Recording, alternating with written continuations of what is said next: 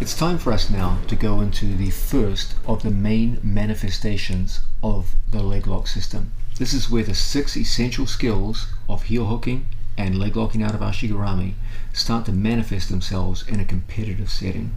This is the straight Ashigarami system. We've defined earlier, straight Ashigarami is any situation where my training partner's left leg goes straight across my right hip. Okay, at no point does my opponent's leg cross the center line. In situations like this, there are a vast number of Ashigarami variations that we can make use of. Most of the time, they start with what we're calling a rumi or standard Ashigarami. That doesn't have to be the case, however. When we work with this system, let's make an initial distinction which will run throughout the rest of this DVD. Whenever we have an Ashigarami, let's talk about the idea of a primary leg and a secondary leg. The primary leg will always be the one which is held inside my Ashigarami. So in this case, it's my training partner's left leg. The secondary leg will always be the one outside the Ashigarami. I can hold that with an arm. I can not hold it at all. In the case of a straight Ashigarami, I tend to face towards the secondary leg, which leaves towards the primary leg, which leaves the secondary leg a little bit behind me. That can cause problems as we work through the system that we'll look at. But for now, let's just bear in mind this simple idea that the primary leg is always the one held inside my Ashigarami, the secondary leg is the other one. When we work in this position, almost all the time we work, the outside heel hook will be our main method of attack. There are other forms of attack from this position, but this is the most commonly seen and in our experience the most effective one. We've seen quite a bit already about the mechanics in this position for breaking, but now we're going to look at the idea of controlling this position against resistance and a systematic use of our Ashigarami to control the general dynamic of this position and overcome a specific set of problems so we can get through to a heel hook win.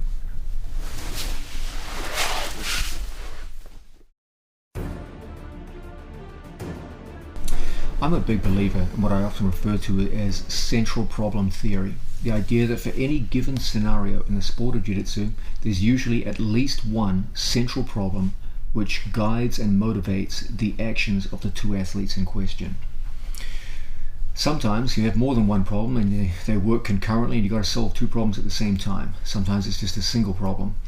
More often than not, one problem takes priority. In the case of the outside Ashigarami situation, or in this case a straight Ashigarami situation, generally the problem we deal with is the shared spiral problem. Let's first understand what the problem is, and then ultimately we'll build a system around solving that problem. We know enough about the heel hook already to know that it ultimately exerts a spiraling force upon my opponent's leg. Once I start that turning force across my training partner, it's in his best interest to begin turning with it. If my opponent was naive and he tried to turn into the spiral, he would essentially break his own leg. That simply wouldn't make sense. So what most of your opponents are going to do when they feel some kind of threat from a heel hook, or even just the anticipation of a heel hook, is they will look to get out of the heel hook danger by spiraling in the same direction of force as the heel hook. They're doing two things at the same time. First, they're relieving pressure from the break, and secondly, they're going in a spiral against my Ashigarami.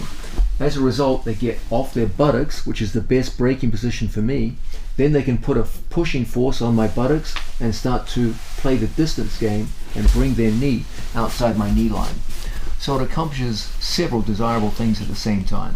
It reduces pressure, it takes them out of my best breaking position, and at the same time it enables them to free their knee outside of my knee line.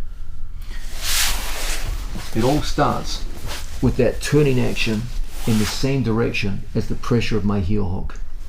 Traditionally, heel hooks have always been taught with little regard to the distinction between the mechanism of control and the mechanism of breaking. As a result, for generations, most people applied their Ashigarami in the same direction as the heel hook. They took everything to the inside. As a result, the force of the Ashigarami matches the force of the heel hook. Remember from what we said earlier, I can always tell the direction of force of an ashigarami by the direction of the knees. As my knees point inwards, the force of my heel hook also goes inwards. And of course, my opponent's escape also goes inwards. And as a result, it's very easy for him to break away, and that's the inevitable result. For so long, you would often see this in competition. When heel hooks were applied on good opponents, they simply turned with the direction of the lock and made good their escape. Heel hooks ultimately got a bad reputation as a move that only tended to work up to a certain level and no further. Suddenly you had a group of athletes coming out of New York for whom turning escapes just didn't seem to work anymore. People turned against them and they still got through to the heel hook. What was different? Ultimately what we did is we came up with a way of dealing with the shared spiral problem, where I would set my ashigarami against my opponent's turn. There are two main ways we can do this. A simple method, when I assess that the skill level of my opponent is not particularly high, and a sophisticated method which uses multiple ashigaramis when I assess that the skill level of my opponent is very good. If I have a single ashigarami working like so, I have a choice now between either staying with the initial ashigarami I had or changing to some other form of ashigarami. Thank you. I'm going to show first the idea of a simple single ashigarami approach to the shared spiral problem, which we tend to use against lower skilled opponents, and then probably the most well-known part of this aspect of the leg lock system, a multiple ashigarami approach, which we use on more sophisticated opponents.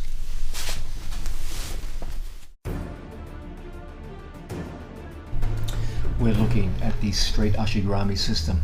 The first aspect that I want to look at is a method of operating when we feel our opponent's skill level is perhaps not as high as you would expect at championship level.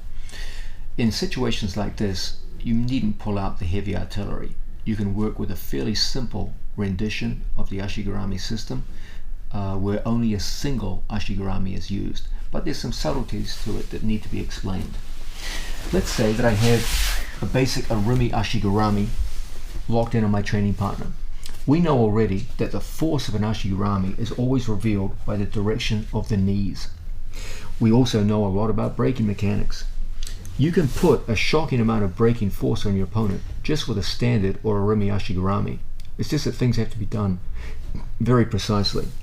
Once we get control of our training partner's heel and we start lining our fore up with our training partner, we can put a huge amount of braking force just by coming up on our elbow and taking our hips off the floor. You'll notice that my inside leg moves over my training partner's thigh. So I'm lifting my pelvis off the mat and my left knee is pushing into my opponent's thigh. As a result, we get what we talked about earlier, contrary forces. My heel hook is going to my left, but my ashigarami is going to my right. And as a result, when I start lifting on the heel, you get very impressive braking power, given that you only have an arumi ashigarami. The big problem that most people had when they tried to work for success from here is that they took their ashigarami in the same direction as their brake, so that when the ashigarami goes in the same direction as the brake, my opponent simply rolls through and he's out and gone. If I'm going to use a simple single ashigarami to get the brake, I want to perfect the idea of rolling through with my training partner, but I've got to be conscious of where my knees are pointing throughout the duration of the move. If I lock up and I throw on a basic arumi ashigarami and go for the brake and I see my training partner turning violently against my heel hook, I will roll with him and I will go through and still end up in a position where my knees point against the second roll. And now the key is I get my hips off the floor. If my hips are on the mat and my opponent violently rolls in this direction, he'll carry me over with the roll.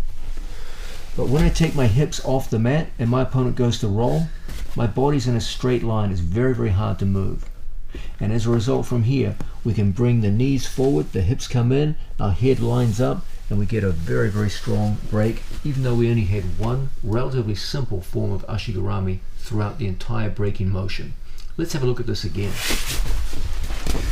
We're looking at the application of a heel hook on an opponent who's perhaps not at championship level. So we're bringing out the simplest means of victory. My students would often use this when they fought in local competitions.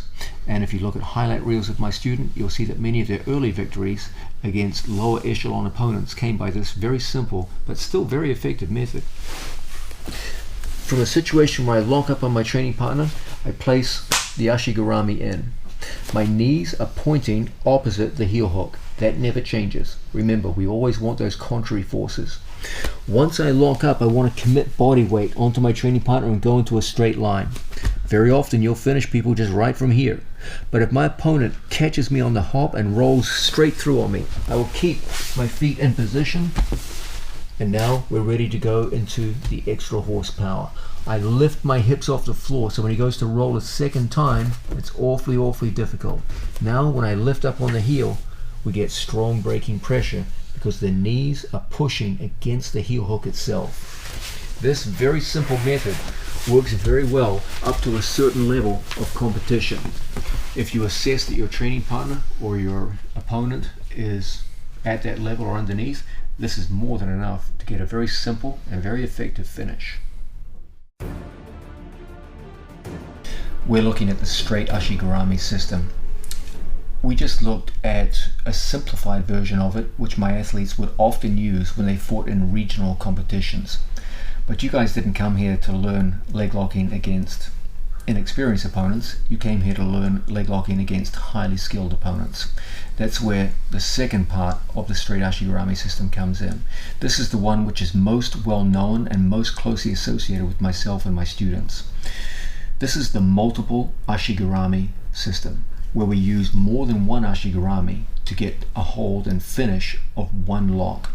We're making a very strong distinction here between the Ashigaramis that control my opponent's legs and hips and the actual mechanism of breaking, the heel hook.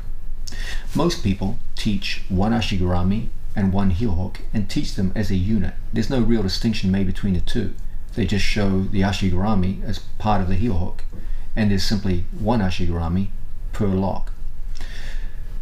A very distinctive feature of my students in competition is that when they come up against tough, skilled opponents, more often than not, in any straight Ashigarami situation, they will rotate through a series of Ashigaramis to get to that one lock that they were looking for. This makes it very difficult for your opponent to move out of or away from the threat of the heel hook. Whenever you use a single Ashigarami for one lock, you get a similar result to one-size-fits-all clothing. You won't be naked, but the result won't look good.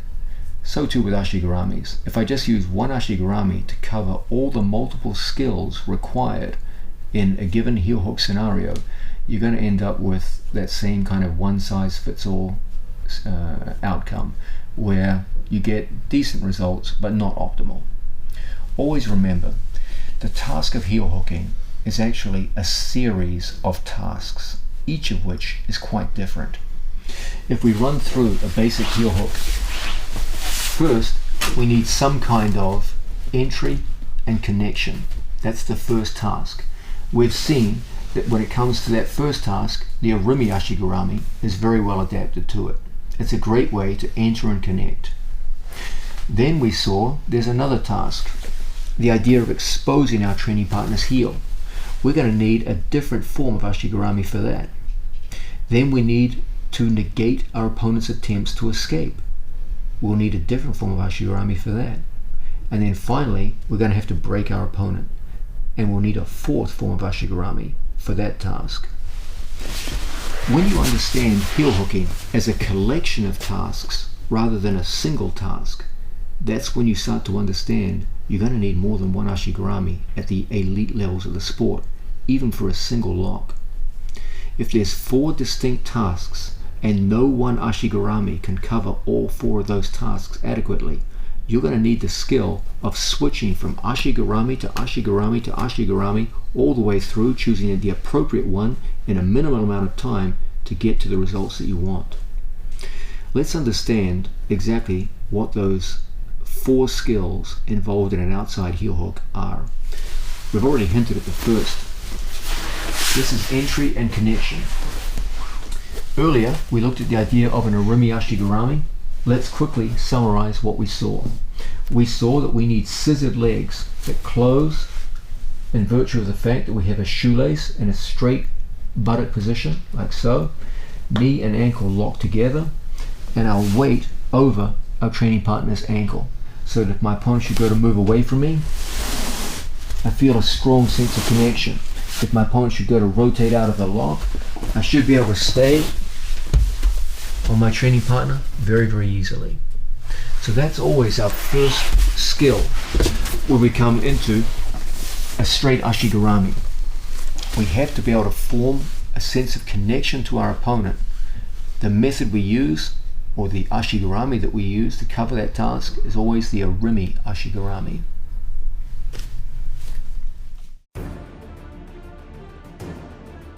We're looking at the straight ashigarami system. We've seen that the first task that we must complete is the task of entry and connection. We've seen the single best and most commonly used method of accomplishing this is the Orimi, or entering ashigarami. Okay. Once we get that sense of connection to our opponent, our next thing is to expose our training partner's heel. Now, this is where things get interesting. If I try to expose my opponent's heel using the same Orimi Ashigarami that I used to enter my opponent's legs, problems start to develop immediately. First, when my opponent goes to hide his heel inside my hip like so, if I should try to go down to a shoulder and dig for my training partner's heel, I render myself very vulnerable immediately. I've unweighted my top leg, in this case the inside leg here. If my opponent pulls that leg, if my opponent pulls that leg over the top, he's now exposed my heel to his heel hook. He has exactly the same ashigarami on me, but I don't have a heel and he does. When he starts to apply pressure on me, I've got to pull the panic buttons now. Okay, I'm in a heel hook, he's not. And as a result, I can quickly get finished in this position. Moreover, coming down to a shoulder makes it very, very difficult for me to actually physically lift my opponent's heel and expose it. So if I stay with the original Orimi Ashigarami and I try to go down and dig and expose a heel, I'm making myself extremely vulnerable. A much better strategy is to simply switch ashigaramis. I'm going to make a switch from a standard or Orimi Ashigarami, and I'm going to go to an inside ashi, where I take my foot on my training partner's hip and I shift my hips to the outside. As a result, I immediately lift my opponent's heel off the mat and generate heel exposure. I don't want my opponent turning and slipping his heel, so I make sure I pass my foot across the center line. I take the center of my calf muscle right over the center of my training partner's quadricep, and as a result we create a strong reaping effect in this direction. When my opponent tries to turn back in, and slip the heel, it's extremely difficult now because of the action of my leg across the center line. Once again, if I start off in an Orimi Ashigarami and I try to go down to the heel and expose it, he simply has to hide the heel, and now he's got a hold of me. I'm fighting for survival now. He has an exposed heel on me. I certainly don't have an exposed heel on him. So, rather than unweight my inside leg and make myself vulnerable to a simple counter, we're going to stay propped up on our elbow and shift our hips to the outside. I'm going to pass my foot across my opponent's thigh, that reaping action that immediately exposes my training partner's heel. When he tries to turn back in this direction to slip the heel, that leg across the center, that reaping action makes it exceptionally difficult. We've got an exposed heel now, and we're ready to start playing into the next aspect of the game.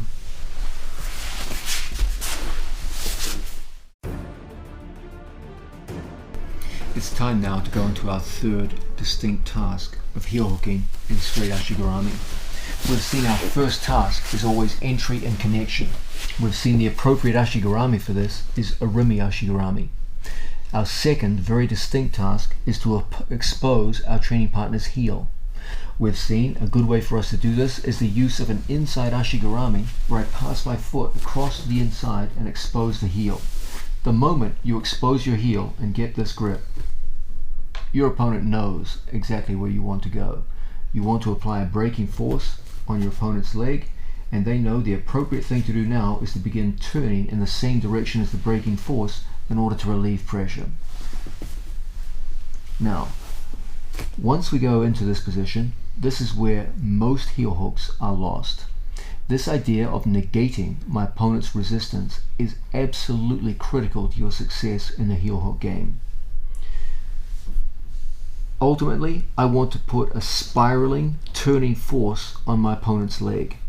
If I stay with this inside ashigarami, I enable my opponent to turn in the same spiral that I'm going through, not what we want.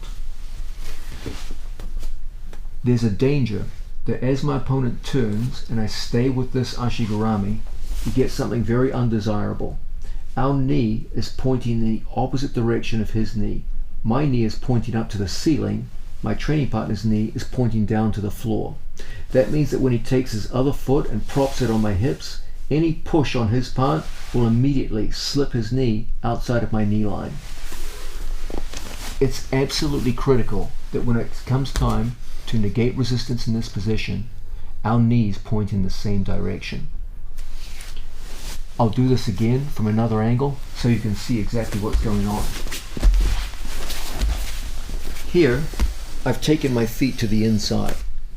My opponent pops up to his base, and from here you can clearly see that my knee is facing up to the ceiling.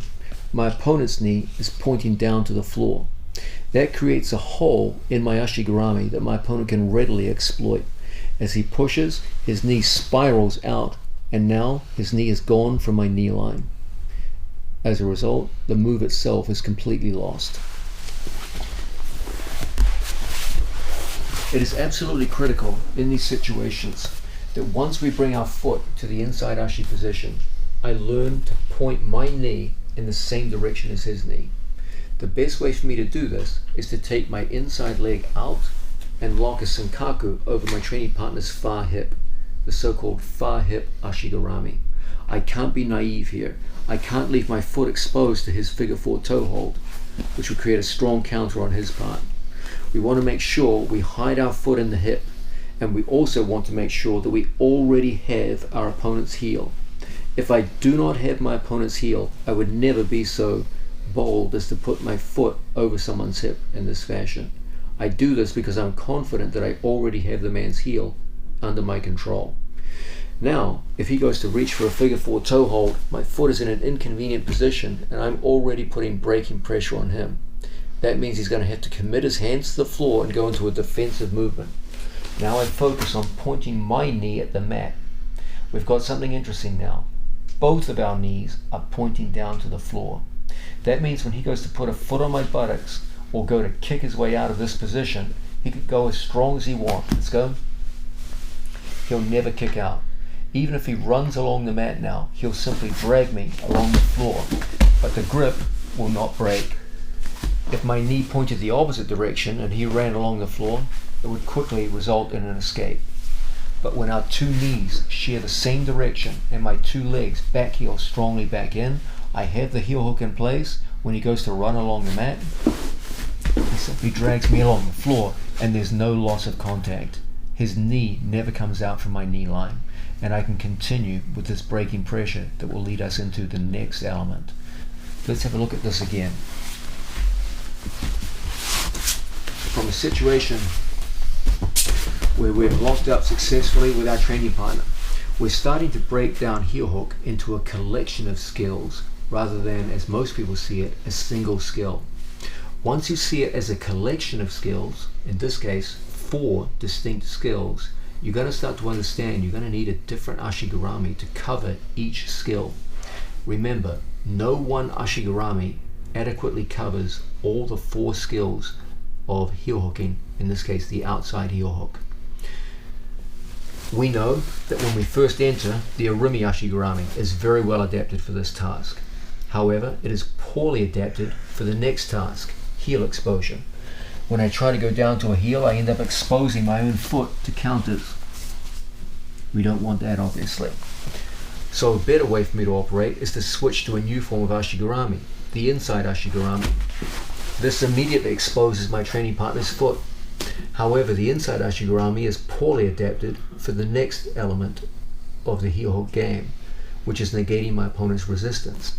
If I stay with a simple inside ashi, my opponent can easily pop up to his base and exploit my poor knee position by kicking out, and I lose a leg. So it's very important we go to our next phase of this game, where once we have a hold on our training partner's heel, I throw my leg over the far hip and back heel. This minimizes the exposure of my foot to a counter, and, of course, I already have my opponent's heel. So even if he went hunting for my foot, you already have your game in place. Now, because I have that far hip ashi, I can turn my knee in the same direction as my opponent. As a result, when he goes to run out of the lock, there's simply no way he can break the contact. You're stuck onto your opponent in a way which is exceptionally difficult for him to get away from. Not only does this stop turn and run options, it stops a host of other effective methods of going out of heel hooks. For example, a very popular form of escape in these situations is a step over, a back step over, where my opponent steps over my legs and into a situation where he crosses my legs and defeats the ashigarami. However, when I lock the far hip ashigarami and he goes to perform the same exercise, he merely carries me into the next phase that we'll be looking at very shortly.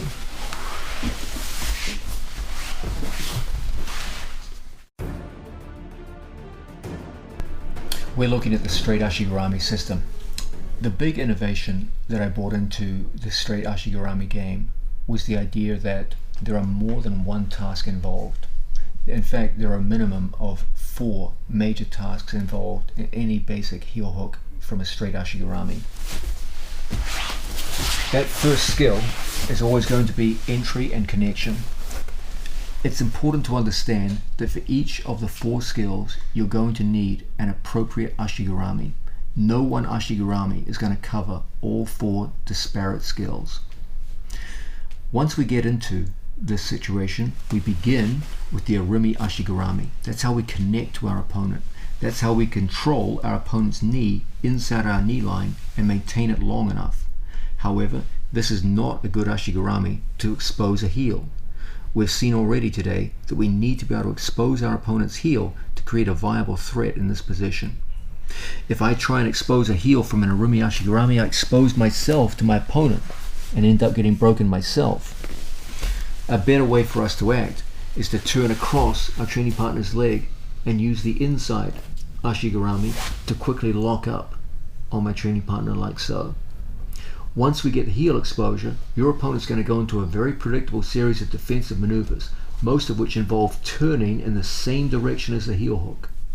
We've seen that in these situations we want to lock a senkaku over our training partner's far hip and use an action known as back heeling, where my heels pinch back towards my own buttocks to tighten up the grip. As my opponent goes up into a defensive position, I point my knee in the same direction that his knee is pointing, so that when he tries to get out from here, it's very, very difficult. Once we get to this position, we apply braking pressure. It is so important when we do this that we be down on our shoulders. I never want to do this propped up on my elbow. This is a mechanically weak position. I want my hands locked down on my shoulder. From here, I apply pressure on the heel hook. If my opponent doesn't move and just stays where he is, you'll get braking pressure very rapidly in this position. So of course, he has to turn. When he does so, my 2 feet lock on the outside of my training partner's hips, and we find ourselves now in the penultimate aspect of this heel hook game, the outside ashigarami. This is the braking position most often associated with my students in any straight ashigarami situation. From here, my 2 legs are now on the outside of my opponent's hip, and from here, our ashigarami is pointing in one direction and the heel hook is going in the exact opposite. Moreover, Because my ankles are locked, we now have what we call a closed set of wedges around our opponent's legs. Unlike in a Rimi Ashigarami, where the wedges are open and my opponent can push feet and start to separate my legs, in the case of outside Ashigarami, my legs cross. When he tries to separate the feet, crossed feet are so much harder to separate than uncrossed legs. And as a result, it's very, very hard for our opponent to get out in the time available.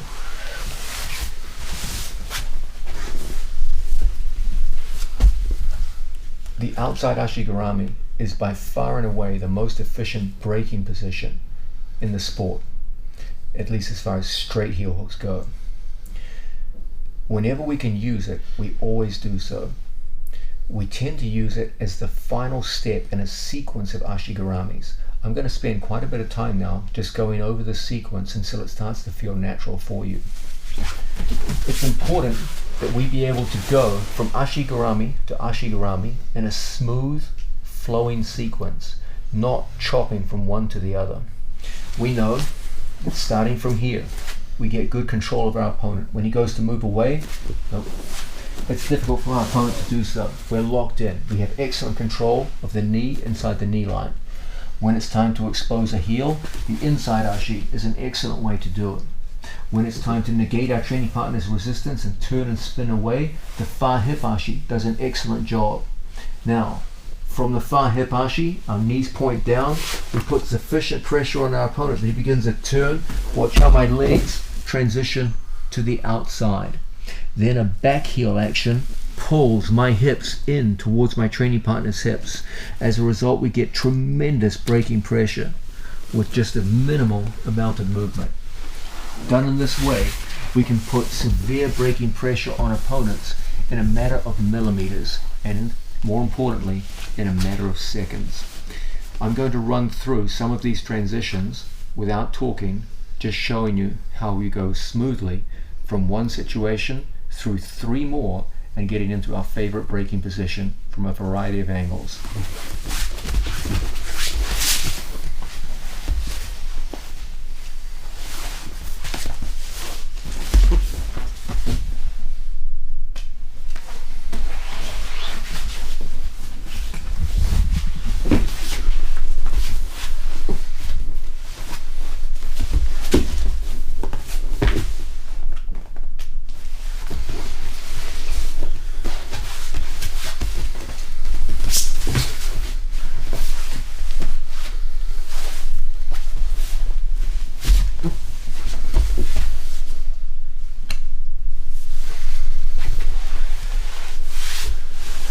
Let's look at one of the most common errors whenever I teach this fundamental sequence.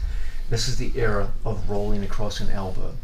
It's absolutely critical that you learn to roll efficiently across your shoulders. When I lock, my hands lock in place. I want to roll efficiently across my shoulders. This enables me to follow my opponent's roll very, very smoothly. Remember, we're in a shared spiral. There's a sense in which I cannot let my opponent's attempt to spiral outpace my own. If his spiral is faster than mine, I'm going to lose the Ashigarami every single time, because essentially there's a race going on here, and it's a race between our two knees. What do I mean by this?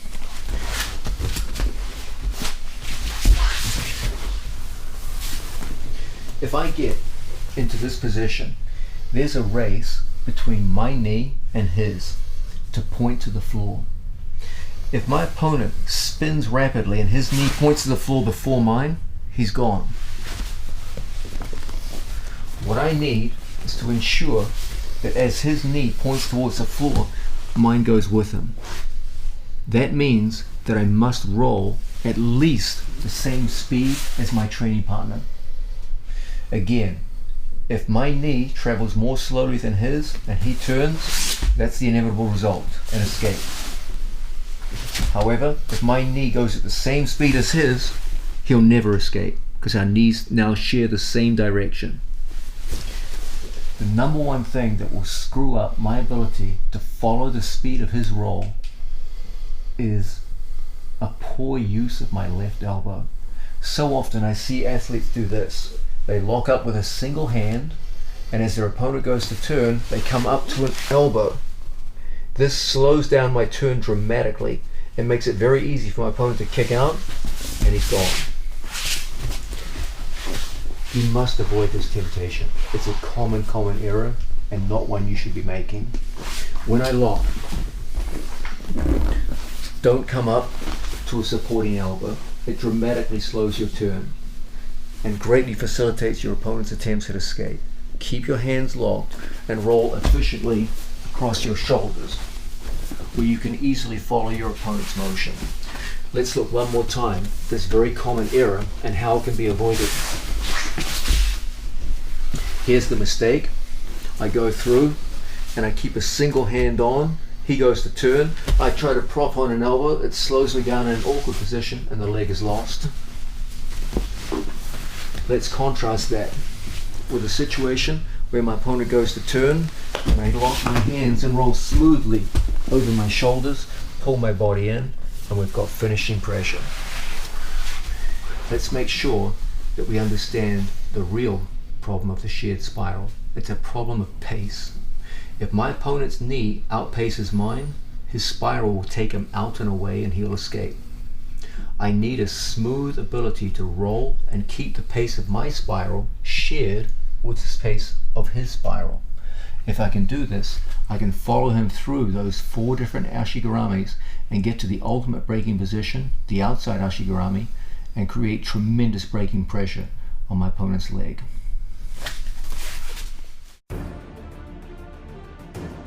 Let's go through in more detail a critical aspect that will greatly help your conceptual understanding of the straight Ashigarami system and the idea of multiple Ashigaramis per heel hook. It's very important you understand the distinct roles of the inside leg and the outside leg and how we cycle between inside leg dominance and outside leg dominance. What do I mean by this? We know that when we work with any straight Ashigarami, we have an inside leg and an outside leg. The inside leg, of course, is the one that's between my training partner's legs. The outside leg is the one which is here on the outside of the thigh and hip. It's very important to understand that at any given moment, one of your legs will be the dominant partner in this 2 versus 1 relationship. If my knee, the inside leg, is pointing outwards, typically I will be inside leg dominant. Most of the force comes from the push of my inside leg over my opponent's thigh. Do you remember when we went through the simplified version of finishing from this position? We applied heel hook pressure from an Arumi Ashigarami, and we saw that if we had opponents who were perhaps not the highest skill level, we could do just fine with that simplified finish. We saw that if we had a heel hook and an Arumi Ashigarami, as long as my inside leg was pushing and scissoring over my training partner's thigh, we would get tremendous breaking pressure with which we could finish opponents. However, we saw that if we don't have our opponent's heel, inside leg dominance was not a good way to expose our opponent's heel. When we were inside leg dominant, it tended to create exposure of our inside leg to our opponent. So we saw that from an initial start where we were inside leg dominant, my inside leg on top of my opponent's thigh, pushing down, exerting most of the force of the Ashigarami. And remember guys, we always know the force of the Ashigarami is revealed by the direction of our knees. So when my inside leg is pushing across to the outside, you know that's the primary working leg here. Now, we saw in order to expose our opponent's heel, we had to switch which leg was dominant. We had to put our foot on the hip and use a reaping action with the outside leg to expose the heel. Now my knees are pointing in the opposite direction, and you can clearly see it's my outside leg now which is the dominant partner in the Ashigarami. It's the one exerting most of the force on my opponent. By pushing across the thigh muscle, I've exposed my training partner's hip. But this creates a new problem. my opponent can now begin a defensive turn in this direction, which I have to match and lock my legs in the so-called far hip ashigarami. Now, as I put pressure on my opponent, I come out the opposite side, and lo and behold, my knees are now pointing in the opposite direction. I've switched to the ultimate form of inside leg dominance, where now the inside leg has crossed over and I've crossed my feet, locking the inside leg in place so that when I go to apply pressure, we get immediate results.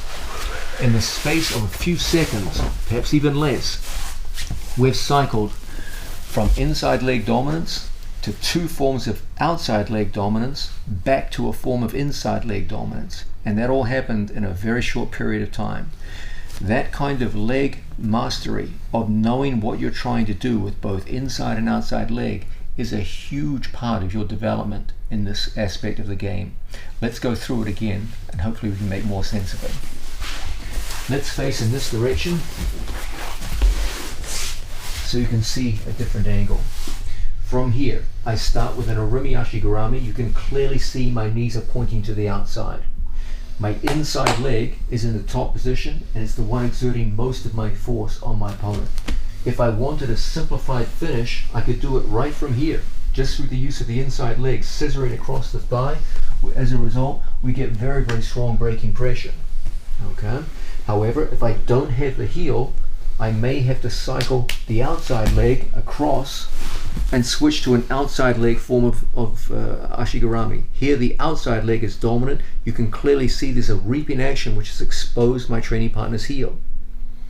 Now, with that same outside leg dominance, I lock a triangle over my training partner's far hip and I motivate my opponent to turn by applying heel hook pressure. At this point, if I just tried to finish here, my opponent could step over my body and from here ultimately start coming forward into his escapes. That's obviously not what I want. So it's important, whether he steps or whether I force him to step through the heel hook pressure, that I turn with my opponent. And now clearly you can see my legs are pointing out. My inside leg is in the top position, pressuring down on my training partner's thigh. And as a result, we get tremendous braking pressure. Again, in a matter of seconds, we've gone through a cycle of inside leg dominance to outside leg dominance, back to inside leg dominance. And it's from the inside leg dominance that we do our braking. We expose the heel and get our training partners rolling with outside leg dominance. But when it's time to brake, we want to be inside leg dominant. Learning to cycle rapidly, smoothly, and efficiently through the inside and outside leg dominance in a matter of seconds is going to be one of the key elements that helps you to work successfully in a competitive setting.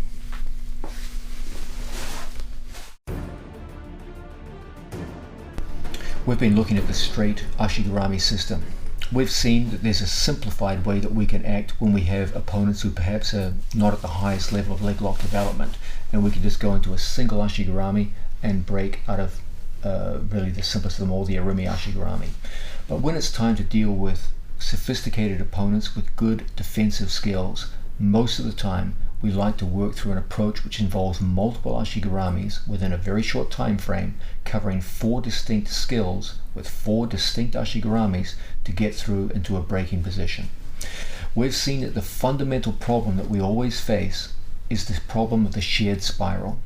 That as we go to apply a spiraling force on our opponent's leg, their escape direction is in the same spiral as our attacking force. As a result, there's a danger you can just spiral together without result. We've seen that learning to catch up to our opponent's spiral is key to keeping him locked in our Ashigarami so we can go through into our favorite braking position. But let's understand something very clearly. We don't want to continually share the same spiral as our opponent. Remember, the end game is not to share the spiral. The end game is to stop the spiral.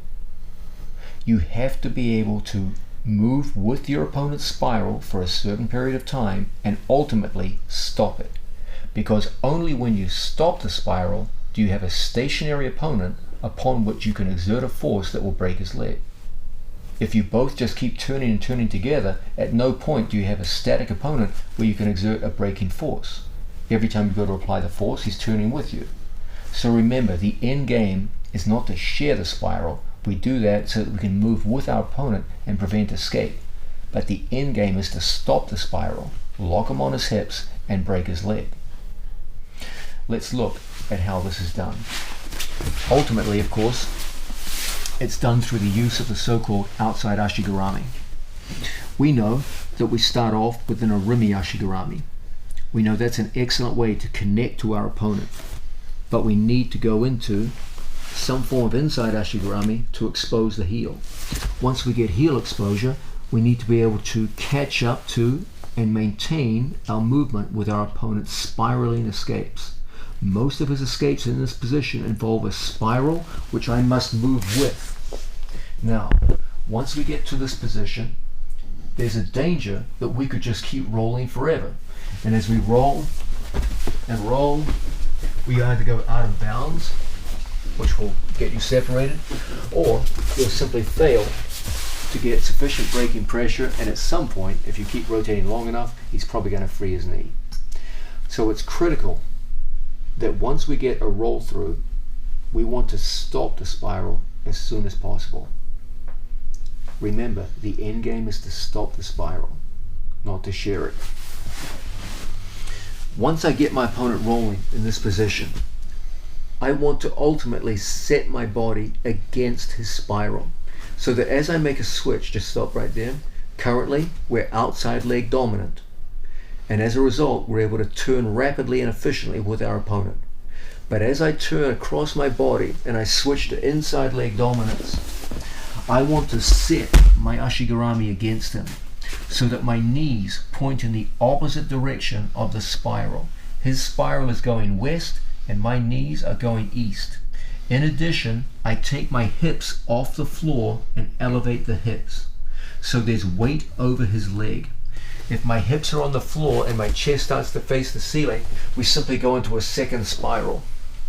It's absolutely critical here that I take my hips off the floor and we find ourselves with high hips. Now when my opponent goes to continue the spiral, he'll break his own leg if he tries. As my opponent is immobilized, now when I apply my force, I get the break. Remember, we need a static opponent in order to exert a true braking force upon the leg. Let's have a look at this whole very important sequence again. We start off with a standard or a orimi ashigarami. We transfer to an inside, we've gone to outside leg dominance, and as a result, we've got the heel. Now when we lock up, we lock over our training partner's hip and we start sharing the spiral together. However, we can't go on just spiraling. Once we share the spiral and my knee points in the same direction as his, we know that escape is going to be very difficult for him now. But as we come out of the spiral, ultimately I want to stop the spiral, and I do it by pointing my knees in the opposite direction of his spiral. His spiral is going west, my knees are going east. From here, I bring my hips off the floor. I put my body into a straight line, and as a result, you have devastating braking pressure on a static opponent. And that's always the ultimate goal of the straight ashigarami system.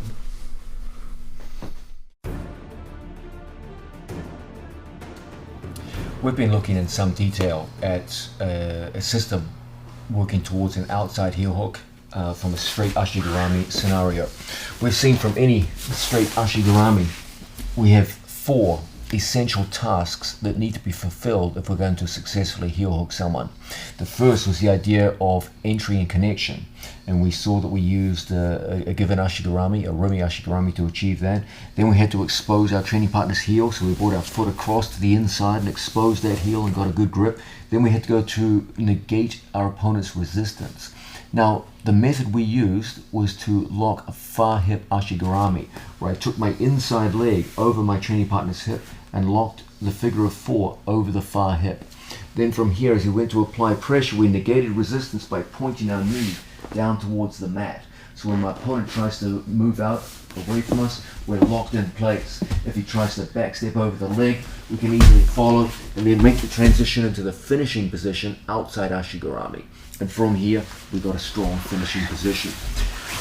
Now, that general methodology of using 4 different Ashigaramis to cover 4 different tasks is one excellent way that we can operate in this position and get through to a strong breaking position. But it would be a mistake to say that's the only way of doing things. It's definitely one of my favorite ways of operating. It's one that my students have had tremendous success with over the years. But as I said, there's always more than one way of doing things. Let's look now at a different way of approaching this cycle of movement that ends in a strong break in outside Ashigarami. Let's look at it in a different way, and in a way which I think will be very illustrative of some of the important points that will deepen your knowledge of the Ashigarami game in general and of the outside heel hook system in particular. The first thing I want you to focus on is the idea of direction of force with Ashigarami. It's very important you understand that you can tell merely by looking at any given Ashigarami what the direction of force of that Ashigarami is. It's revealed by one infallible sign, and that's the direction of the man's knees. Where are his knees pointing? Because wherever the knees point, that's the direction of force of any given Ashigarami. So say for example here I have a standard or a Rumi Ashigarami. You can clearly see my knees are pointing out in this direction. That's where the force of the Ashigarami will be applied. So if I were to apply a heel hook from this position, the Ashigarami will reveal the direction of power applied through my hips. Okay? In this case it's the correct direction against my heel hook. The moment my knees start turning, you can see the force of the Ashigarami is turning, and look at the effect that it has upon my opponent's positioning. You'll see his head move as my Ashigarami rotates. Okay? So this is a very important point. You should be able to look across a room at an Ashigarami being employed by an athlete some 20 meters away. In the blink of an eye, you should be able to identify what's the direction of force of that Ashigarami merely by looking at the athlete's knees. Now, once you start to understand this, you can start to make some very interesting assertions and modifications to this idea of how am I going to put someone into an outside heel hook. It's not always necessary, and in some cases not even desirable, to make switches from one Ashigarami to another. I don't have to change the Ashigarami if I can merely change the orientation of my knees. If we understand that directionality of force is revealed by the knees and my knees can change orientation, I may not have to change from one Ashigarami to another. I could have one Ashigarami and cycle not through different Ashigaramis, but through different orientations of my knees, and in this way cover the 4 essential skills of heel hooking. Let's change our body angle so you can see this more clearly. From a situation where I start off with my training partner, I'm going to apply a Rumi Ashigarami. Now, let's be very clear about this. The way I apply a Rumi Ashigarami is a little different from most. If you look at most people applying a basic Ashigarami, they'll put their foot, the shoelace of their foot, under the same leg that they're locking, like so. Okay? When I apply an Rumi Ashigarami, I almost always put my foot on the opposite leg at the hamstring. Okay, this is so that we satisfy the demand for double trouble, that both legs are being controlled as much as possible. So we lock up in a Rumi Ashigarami with the foot on the opposite leg here, what we often refer to as a double Rumi Ashigarami, because both legs are being controlled, as opposed to here where only a single leg is being controlled. Okay? Once we get into this position, I don't always have to change from one Ashigarami to another to be able to cover the 4 essential skills of heel hooking. Here, the double Rumi forms a very good solid connection to my opponent. Without even changing my foot position, but only changing the orientation of my knees, I can generate heel exposure. Now when I lock up, instead of putting my foot over the top, I keep it where it is, locked underneath my opponent's far knee, just like so. This forms a hook underneath my training partner's leg. When I go to apply heel hook pressure, you can see that my left foot functions as a sticky hook. I'll explain that in a few minutes. Right there on the back of my training partner's knee. When he goes to spin and move around, when he goes to move away from me, etc., I'm hooked into him through that inside leg hooking behind his knee. The presence of my left foot behind his knee regulates the speed of his rotation, the speed of his spiral. And as a result, I'm able now to move through on my opponent and keeping that same foot position without ever changing it. I keep the tension in my left foot and I can apply a very strong heel hook finish without ever changing from one ashigarami to another. In this case, I kept a single ashigarami and went through the cycle of all 4 tasks involved in heel hooking with just one ashigarami. But something else changed. Even though I didn't change ashigaramis, I changed the orientation of my knees to cover each one of those 4 tasks. Let's go back into this in some more detail. The concept which I often use with my students in any kind of butterfly guard or ashigarami work is what we call a sticky hook. Now, I got some explaining to you. What the hell is a sticky hook? If you stand over me, most people, when they put feet in behind their training partner's legs, don't really exert much force on their opponent, and as a result, it's very easy for him to pommel legs out of there and move around. A sticky hook refers to a situation where there's an active force through my shoelaces into the back of my training partner's knees, so that if his leg went to move, he went to step, for example, I would follow and move my opponent, and I can move and disrupt my training partner's balance through the use of these sticky hooks. Wherever his foot goes, my leg follows, and as a result, you get very strong disruptive kazushi out of this. Okay, you can control your training partner's legs through these hooks which stick and follow your opponent's movement. That's essentially what we're doing here in this double Irimi Ashigarami situation. Once I get in to the double Irimi and I turn my knees, you'll see that my left foot is sticking to him. If I just had my left foot inert behind him, he could easily pommel his foot out of there, move around, etc., etc. Okay? Obviously, we don't want that. So there has to be some kind of strong application of force through my shoelaces into the back of his leg so that my foot literally sticks to the back of the inside of his knee. So from here, look how I turn the knees and there's that sticky hook. The beauty of the sticky hook is that it makes me completely in control of the speed of my opponent's spiral. Let's understand something very clearly. When my opponent goes to spiral out of these moves, the speed of his spiral is enormously important.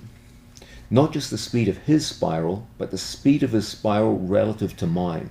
Remember, I'm exerting a turning, twisting, spiraling force on his heel. That's the base of a heel hook, because it's a twisting lock. If we both spiral at the same speed, if the speed of his spiral matches the speed of application of force of the heel hook, I will never break him, because he's moving at the same spiraling speed that I am. So as I go to put a turning pressure on his ankle, and he goes to rotate with me, if we rotate at the same speed, we'll just keep rotating and rotating until eventually he's gone. Even worse is a situation where his spiral is faster than my spiral. That's completely intolerable, because now he will actually escape the move. Let's switch positions. Again, if our spiral is exactly the same speed, we'll just roll and roll without result until eventually we go out of bounds. Even worse is a situation where his spiral is faster than mine. If I go like so, he's out, he's gone. Okay? So at a minimum, I need to have my spiral the same speed as his and then stop him. Remember, your goal when you go to heel hook people is ultimately to create a static opponent. If he's spiraling the same degree, the same rate that you're spiraling, you will never break him. If he's spiraling faster than you, he will actually physically escape from your ashigarami. So I must be at a minimum able to keep up with his spiral and then stop him, to break him. Okay, that's the minimum. Now the way we saw that is we were doing it by locking a far hip ashigarami. The beauty of the far hip ashigarami is that whatever speed he goes, I go. It literally locks me to him. But then when we land on the other side, we've switched to an outside ashigarami. This puts weight over my opponent's leg so that when he goes to continue the spiral, he can't. And that's when you break him. Remember, your goal when you heel hook is to create a static opponent. When he's stationary and you're spiraling, his leg's going to break. But if you're both spiraling together, no one's leg's going to break. And if he's spiraling faster than you, he'll spiral right out of your ashigarami. So the whole thing is to create a situation where you have a static opponent upon whom you can apply a spiraling or twisting force. Now, the far hip ashigarami connects me to my opponent extremely well, and it enables me to follow his spiral quite easily until I can make the switch to an outside ashigarami and then break him. But even better than that is the sticky hook, because then you're not just following your opponent's spiral, you're dominating the speed of the spiral. You can actually stop him or slow him down dramatically. So it goes even further, and in some ways even better than the far hip ashigarami. When I lock in on my training partner and I put that sticky hook in behind, when he goes to spiral as fast as he can, you dramatically slow him down. Okay? Even if we spiral several times, you will have it functions like a brake upon your opponent's ability to move. So you see, as he goes into the move, I put so much pressure over his body, just slow him down and bring the rate of his spiraling down until eventually you can go into your favorite finishes. In addition to dramatically slowing down your opponent's spiral, it also provides a very interesting way of putting contrary or coupled forces into your opponent's leg. When I put my sticky hook on the far side, when my opponent goes to rotate out of the lock, from here I will often use that sticky hook to put a strong force into my opponent's secondary leg. When he tries to turn in this direction, it's so difficult. I take my own hips off the floor, and now we've got a wedge on the floor for my right knee and a hook on his leg with my left foot.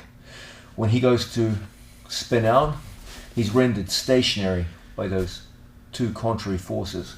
And from here, now it's an easy thing for me to lift the heel off the mat and generate very, very strong braking forces. So we've got an interesting alternative way of controlling my opponent's movement. And fascinatingly, it's done through this principle of double trouble. By controlling my opponent's secondary leg with my sticky hook, you dramatically slow down and interfere with their ability to spiral. Done properly, you can literally dominate that spiral between you and your opponent. And as a result, you'll create the stationary opponent that you're looking for to exert a braking force. So one more time. Instead of me switching from one ashigarami to another, I just change the orientation of my knees. That's all I do. And by doing so, we get heel exposure. Now, when he goes to move out, I negate my opponent's resistance through that sticky hook. Now when we come over the top, I have contrary forces because my knees are pointing down to the right while my heel hook goes up to the left. And as a result, when he tries to move away, he feels jammed in place. And now, when we lift the heel, we get a tremendously powerful finish. Now, a natural question for you to ask at this point is, okay, you've just shown me two very different ways of hitting this outside heel hook. One was a cycle of ashigaramis covering the four basic tasks of heel hooking. The other was just one ashigarami, but four different knee orientations. Which one should I choose? Okay. That's a good question, and the answer to it reveals a lot about what you must start to see in yourself as you start working your way up to the expertise of leg locking. There comes a certain point where there's no real right or wrong answer. Essentially what you've got here is a choice between double trouble on the one hand and closed wedges versus open wedges on the other. The beauty of the double Urumi Ashigarami is that it does control both the secondary leg and the primary leg. Okay, it puts a very, very strong control through that sticky hook on my opponent's secondary leg. So both legs are being controlled. That's one of its great features. Another great feature is that because my foot is underneath my opponent's legs, it's very hard for him to do any kind of counter leg lock to me, as opposed to a far hip ashi where there's always some danger, however small, of him performing some kind of counter lock. It's unlikely, but it is, it's always possible. Down here, much less so. There's still counters he can do. Trust me on that, but less so. In addition, there's slightly less back exposure. Okay, when I finish in an outside Ashigarami, there is some degree of back exposure if I lose my opponent's heel. Okay, when I have double Urumi, there's much less because my two knees face him much more square on.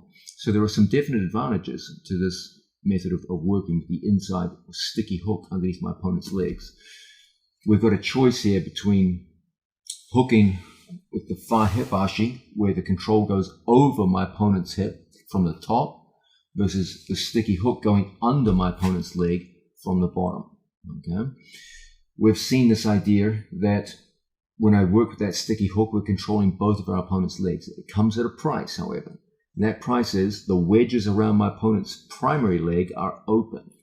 So that when I go to attack, my opponent could, for example, pommel his foot inside, underneath, and now start attacking my leg. Let's look at that again. Here, my foot was under. If he pommels successfully, it goes through. Now my leg is exposed. Okay. In addition, because it's an open wedge, there's a danger my opponent could stuff my Ashigarami foot, the outside foot, down and start hopping over my foot and escaping. So essentially what we've got here is a choice. Which one should I choose? Well, that will depend upon which one of these principles you tend to emphasize more. Is double trouble more important to you? Or is the principle of closed wedges more important? And in truth, there's no right or wrong answer to that. It's going to come down to your own individual preference and to some degree your experience dealing with the context that you're in. This is an important point because as you go higher and higher in the sport of jiu-jitsu, it becomes harder and harder to nail down right or wrong answers to the various questions that you pose to yourself. The higher you go, many of the answers you give will have to be based on the idea of your individuality as an athlete and of the context that you're in, judged upon your experience. When someone's a complete beginner, most of the questions they ask have an obvious right or wrong answer to them. But the higher you go, the less that is the case. And here we've got a good example of this. Which one should I choose? Should I, for example, go over the top, like so, and lock in the far hip ashi? There's certain pros to that. Okay. Should I finish here in the outside Ashigarami? There's certainly good elements to it. It's a nice, strong, closed wedge. Or should I just stay with one Ashigarami? Let's use that sticky hook and cycle through and finish like so. Okay. As we said, ultimately this is going to come down to which one of those primary principles do you favor the most? Are you more of a double trouble kind of a guy, or are you more of a closed wedges kind of a guy? There's no right or wrong choosing between those. They're both important principles of the leg lock system that I espouse. Typically what you'll find is as you go higher and higher, you'll have to make snap judgments based upon the situation you find yourself in and your own individual preferences. As I said, there's no clear right or wrong. Nonetheless, my personal favorite is actually a mix of the two. I personally very much like the idea of the sticky hook to slow down my opponent. I like the idea of dominating the speed of my opponent's spiral rather than merely following it. However, I'm also a huge fan of closed wedges. I like the solidity and the breaking power that they offer. So what I typically do is a mix of those two approaches to the outside Ashigarami system. When I lock up on my training partner, I will keep the sticky hook and rotate my knees to the inside so that I can lock up and expose that heel. Once I get the exposed heel, I use the sticky hook to dominate the speed of the spiral. When he goes to rotate through, I make it hard. Then when we come out the other side, I like the solidity of a closed wedge. So from this position, I simply raise my hips, pommel my foot out, and then lock that nice tight outside Ashigarami. So we get the best of both worlds. You had double trouble for a long period throughout most of the application of the heel hook, and then when it's time to finish, we simply make a switch into the favorite outside Ashigarami. You hit the strength and solidity of a closed wedge and finish. Let's have a look at that sequence again. We start off and enter with the double arimi. Both my opponent, the secondary leg controlled by my shoelaces, the primary leg controlled by the Ashigarami itself. Okay? I turn my knees to expose the heel. I don't make the switch to the far hip ashi. I just lock up here like so, and I use that sticky hook to slow down the speed of the spiral to the speed that I want. And as a result, when we put that pressure over, we can create that stationary opponent that we're looking for. We've stopped the spiral. Now that he's stopped, I feel there's a danger of him trying to pommel his foot in, for example. I would just take my foot over the top, pull in. Now we've got the safety and security of a closed wedge. When we lift the heel up now, we get that tremendous braking pressure. And in this sense, you're getting the best of both worlds. You've got the safety of foot position, the ability to dominate the speed of the spiral, the lack of back exposure, which is characteristic of the double arimi position and the use of that sticky hook. But then at the end of it, by taking your foot and pommeling it over to the outside Ashigarami, you've got the incredible security and braking potential of a closed wedge around your opponent's knee. Done in this fashion, you seize the best of both worlds and end up with a very, very strong, very, very robust way of applying your outside heel hooks.